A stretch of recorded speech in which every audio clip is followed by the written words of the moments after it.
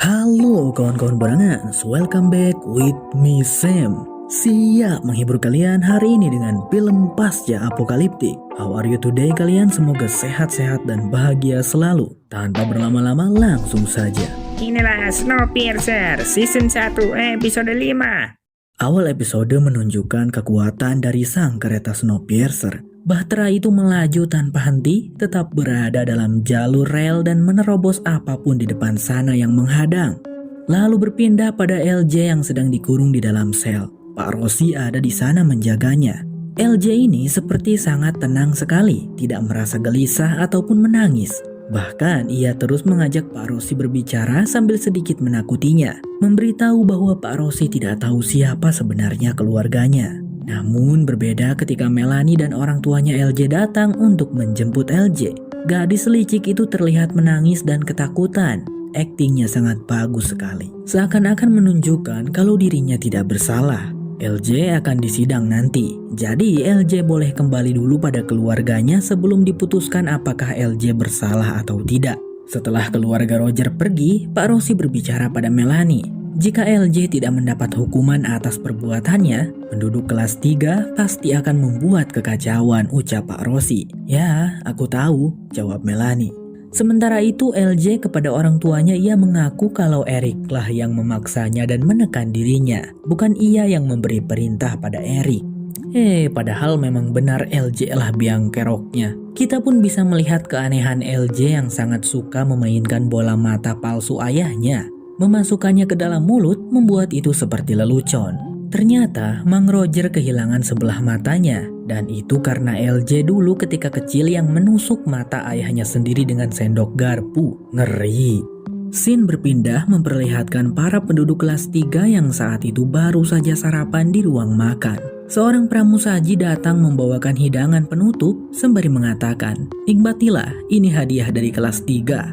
Pramusaji itu pun pergi. Dan ketika dibuka, ternyata isinya adalah, lihat saja sendiri. Semua orang pun kaget. Ruti yang melihat itu langsung menghubungi Melanie. Singkat cerita, terlihat Melanie mengunjungi gerbong kelas 3 dan menemui Audrey. Melanie tahu itu adalah ulahnya Audrey dan menanyakan alasannya. Audrey mengatakan keberatannya tentang LJ yang akan disidang. Mereka tahu kalau juri pengadilan itu berasal dari kelas 1 dan kelas 2. Jadi Audrey berpikir tidak akan ada keadilan untuk kelas 3. Pastilah para juri akan membela LJ. Sebagai pemimpin kelas 3, Audrey meminta agar Mr. Wilford juga mengangkat juri dari kelas 3. Jadi jurinya ada dari kelas 1, dari kelas 2, kelas 3, ada 3 gitu jurinya. Jika tidak, Audrey akan memastikan akibatnya. Karena setiap sistem di Snowpiercer hampir semuanya dipegang oleh kelas 3. Wanita itu pun beranjak pergi meninggalkan Melanie yang merenung. Di gerbong ekor, Josie terlihat sedang merawat ibunya Winnie dengan telaten. Kondisinya ibu Winnie sama sekali tak kunjung membaik. Lalu tak lama Winnie kecil datang sambil membawakan pesan yang ia temukan di makanan jeli hitam. Pesan itu langsung ia berikan kepada Josie. Ya, seperti biasa itu adalah pesan dari Astrid yang kali ini berisikan today atau hari ini. Itu artinya Astrid ingin Josie di gerbong atas hari ini. Ketika waktu sanitasi tiba, berangkatlah Josie bersama dengan Santiago dan Aaron seperti biasa. Sementara itu, Melanie saat ini sedang merundingkan tentang permintaan kelas 3 yang ingin ikut serta menjadi juri pengadilan. Kedua rekannya Melanie, Ben dan Japi cukup keberatan dengan permintaan itu. Karena itu akan menimbulkan masalah di kelas 1. Mereka semua pasti akan protes. Namun Melanie juga tidak bisa membiarkan kelas 3 melakukan kekacauan dan merusak keseimbangan sistem Snowpiercer. Namun Melanie juga tidak bisa membiarkan kelas 3 melakukan kekacauan dan merusak keseimbangan sistem Snowpiercer. Ya, bagaikan rantai kehidupan, seluruh tugas dan sistem di Snowpiercer saling terhubung satu sama lain. Jika satu saja tidak melakukan tugas dengan benar, maka yang lainnya akan kacau.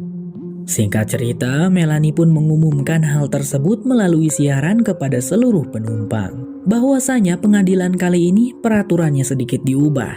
Juri pengadilan akan diambil secara acak dari kelas 1, kelas 2 dan juga kelas 3. Nama-nama juri yang terpilih pun dipanggil oleh Melanie. Dari kelas 1 ada Bu Edith yang memang berprofesi sebagai juri Snowpiercer.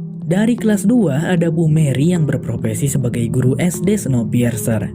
Lalu dari kelas 3 adalah Pak Walter yang berprofesi sebagai pembuat kertas Snowpiercer. Para penduduk kelas 3 pun bersorak senang mendengar kabar baik itu. Begitu pula Audrey yang terlihat senang sekali. Name has been drawn randomly.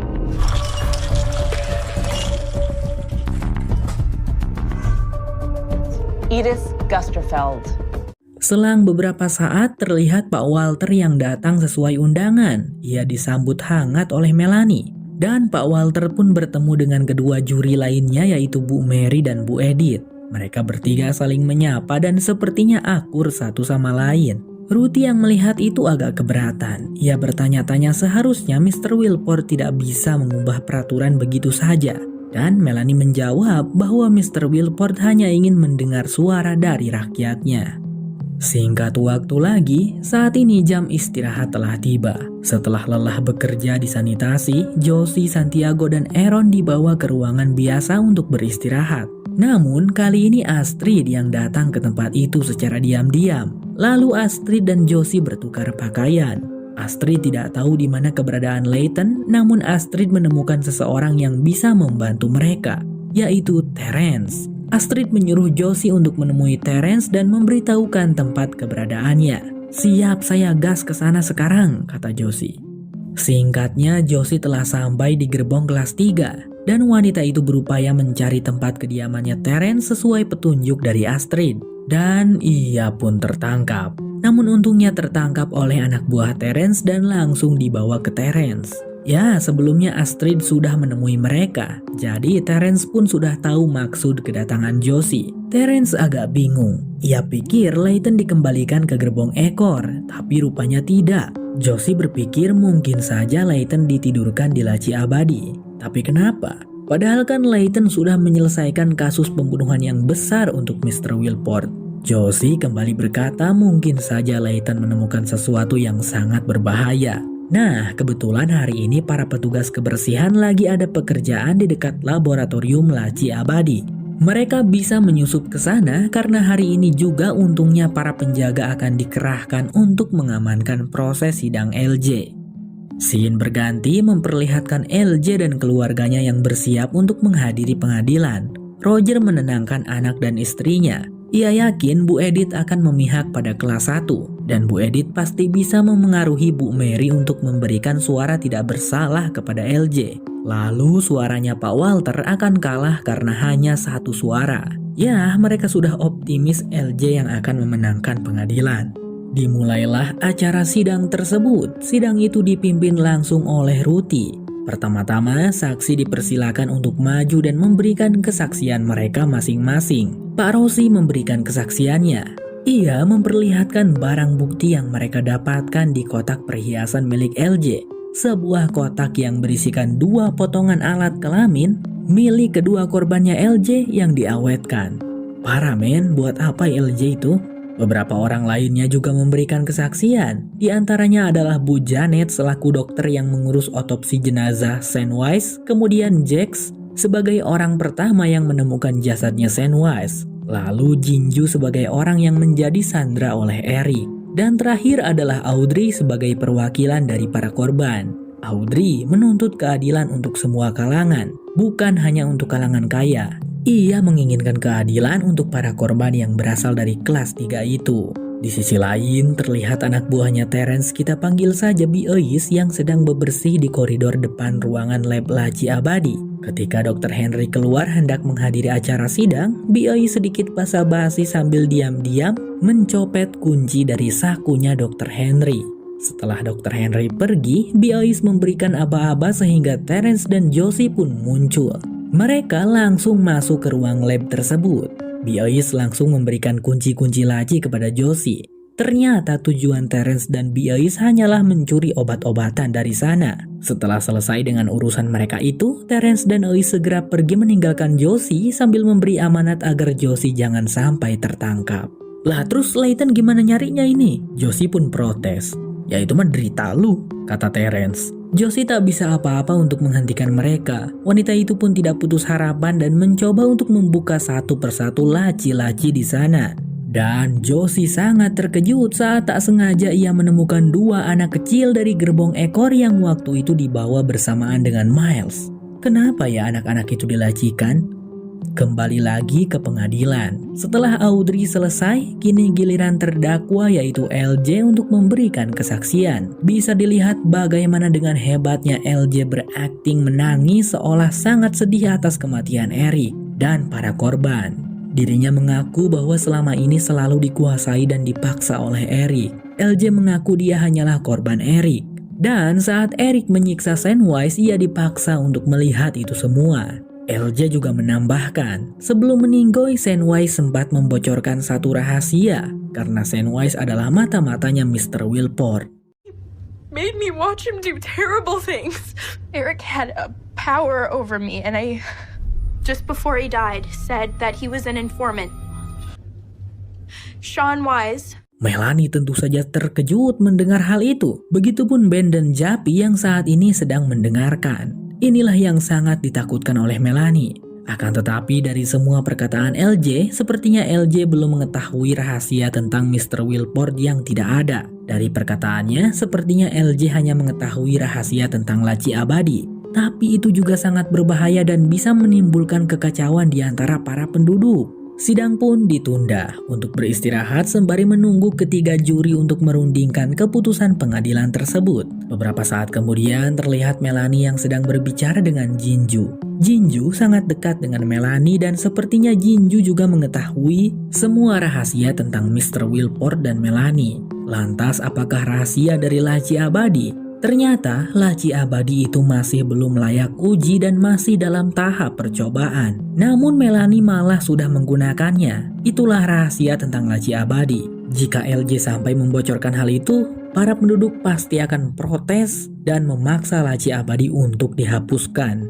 Jinju pun berkata bahwa mereka tidak punya pilihan lain. Melanie sepertinya setuju dan langsung mengirimkan surat pada Ben dan Jappy di atas sana. Mereka berdua pun terlihat merasakan keputusasaan yang sama dengan Melanie. Kembali kepada Josie yang masih belum menyerah membuka satu persatu laci hingga akhirnya usahanya pun membuahkan hasil. Josie berhasil menemukan Layton yang ditidurkan dan dalam keadaan tidak sadarkan diri.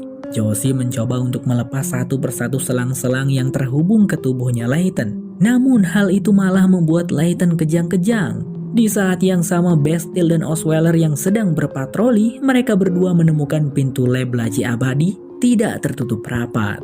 Mereka berdua pun curiga dan memasuki ruangan itu, namun tidak menemukan siapapun. Ternyata Josie bersembunyi di dalam laci bersama Layton. Namun sayangnya Layton terus kejang-kejang dan membuat suara. Bastille dan Osweiler langsung tahu ada yang bersembunyi di sana lalu membukanya. Pakeko. Melihat ada penduduk ekor di sana, Osweiler langsung emosi dan berusaha memukuli Josie, berusaha menghajarnya. Anjir, gak suka banget saya sama si Osweiler ini. Cemen sekali mukulin cewek. Bastille berusaha menghentikan. Namun karena Osweiler tidak mau mendengar, Bastille pun memberikan pukulan maut membuat Osweiler pingsan di tempat. Bastille heran, loh kok Layton ada di laci abadi, bukannya di gerbong ekor ya? Josie juga tidak tahu dan ia menyuruh Bastille untuk diam saat dirinya sedang mencoba untuk menyuntikkan epinephrine pada Layton.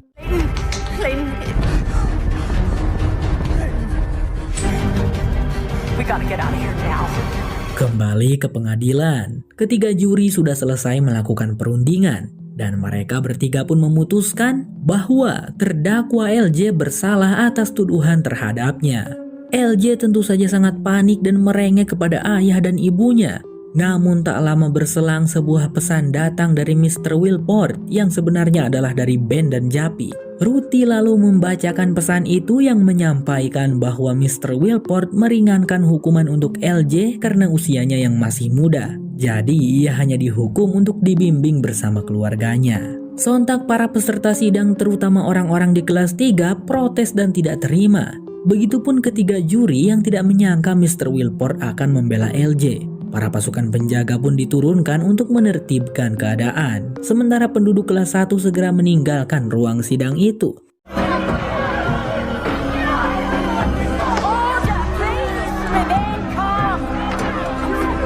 Bastille dan Josie saat ini sedang membawa Layton ke gerbong kelas 3 dan Bastille ternyata mengarahkan mereka ke tempat kediamannya Zara. Setelah itu Bastille pun pamit pergi dengan buru-buru. Josie tanpa berlama-lama segera membawa Layton masuk, untungnya Zara ada di sana. Tentu saja Zara terkejut melihat kedatangan Josie dan Layton. Josie tidak memberi banyak penjelasan dan hanya meminta Zara untuk menjaga Layton baik-baik. Sekarang gerbong ekor bergantung kepada Zara, ucap Josie sambil beranjak pergi. Sementara Bastille ternyata kembali mengunjungi ruang lab laci abadi untuk melihat keadaan Osweiler. Namun Osweiler sudah tidak ada di sana. Scene lalu memperlihatkan LJ yang sedang berbicara empat mata dengan Melanie, di mana Melanie menyampaikan permintaan dari Mr. Wilford agar LJ menjaga dengan baik kerahasiaan tentang laci abadi.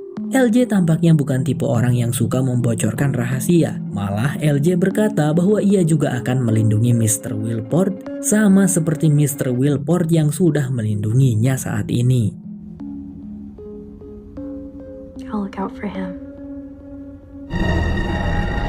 Daddy.